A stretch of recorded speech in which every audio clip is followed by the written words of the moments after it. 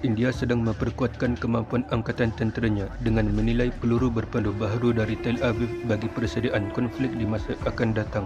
Fokus utama India ialah meningkatkan serangan tepat jarak jauh tanpa perlunya pesawat menceroboh ruang udara pihak musuh.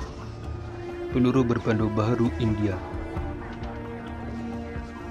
India sedang menilai Wine Demon dan Icebreaker bagi memperkukuhkan keupayaan serangan jarak jauh memandangkan keberkesanan peluru berpandu Rampage sebelum ini yang telah membuktikan kelebihan senjata ketepatan tinggi dalam operasi perang moden. Rampage terkenal dengan kemampuan menyerang sasaran strategik dari jarak jauh dengan ketepatan yang tinggi serta boleh dilancarkan dari aset udara utama India seperti Su-30 MKI, Mirage 2000 dan Rafale, menjadikannya pilihan fleksibel dalam pelbagai operasi udara ke darat. Dengan kelajuan supersonik dan kepala peledak besar, peluru ini mampu menembusai kubu pertahanan dan merosakkan infrastruktur kritikal pihak musuh.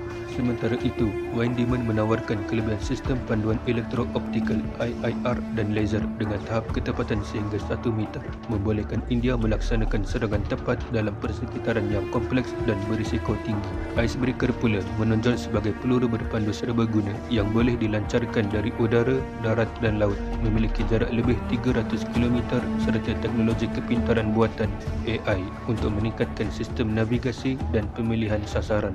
Gabungan ketiga-tiga peluru ini menunjukkan strategi India untuk meningkatkan kapasiti stand-off strike terhadap Pakistan dan China, memastikan mereka mampu melumpuhkan sasaran penting pihak musuh sebelum tercetusnya pertempuran jarak dekat. Kesimpulan,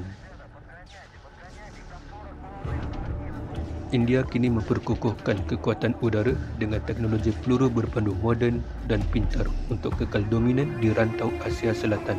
Dengan peluru berpandu Tel Aviv, India meningkatkan keupayaan serangan tepat tanpa memberikan risiko besar kepada aset udara mereka.